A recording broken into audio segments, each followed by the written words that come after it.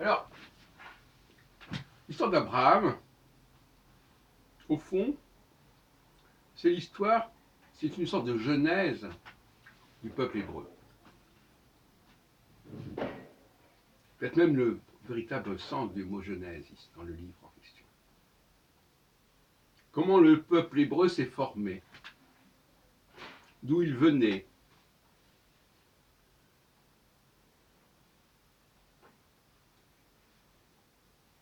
Et l'erreur, c'est de croire que déjà à ce moment-là, Dieu était en contact avec eux. Non, il n'était pas en contact avec eux. C'est leur histoire à eux. Enfin, moi, je ne suis pas d'accord avec cette interprétation. Il nous raconte le lien de ce peuple avec cette terre de Canaan.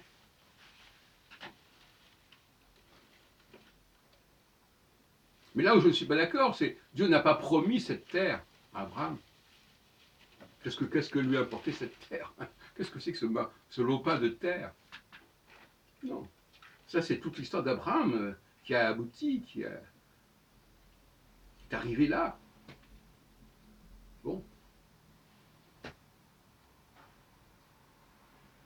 C'est tout. Tout au plus. Tentez que ce soit vrai.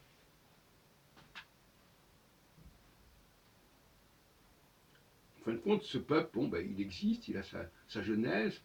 Et puis à un moment donné, confronté à cette présence de Dieu, de ce Dieu,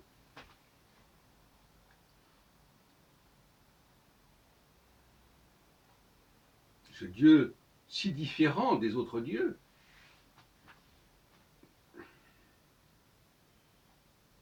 eh bien, il y a un coup de foudre, si on peut dire, qui se fait. Mais ne pas présenter la terre de Canaan comme une volonté de Dieu. Tout au plus, c'est une volonté de la part de Dieu de motiver ce peuple en lui faisant miroiter cette arrivée dans cette terre qui appartient à son passé. C'est tout. Comme je disais l'autre jour, il n'y a pas du tout d'obligation des Hébreux à aller en terre de Canaan. Dieu leur a proposé cela uniquement parce qu'il pensait leur être agréable. Mais pour lui, c'était totalement indifférent. Je dirais même que de cette manière, c'est un cadeau empoisonné. Tout comme lorsque Dieu présente des lois, des préceptes, c'est pour rendre service aux Hébreux. Comment ils vont s'organiser, etc. Mais lui, ça lui correspond indifférent. Mais ce qui est intéressant, c'est comment les Hébreux se comportent par rapport à lui, par rapport à son œuvre, et comment ils célèbrent son œuvre. On n'est pas dans le domaine du juridique, on n'est pas... Voilà. Alors que l'on puisse dire, tiens, voilà, je vous offre une constitution pour que vous puissiez mieux fonctionner, très bien. Mais ça, c'est un service qu'il rend aux Hébreux. Et si ces Hébreux ne sont pas intéressés par ce service, du moment qu'ils respectent leur part de l'engagement, peu importe.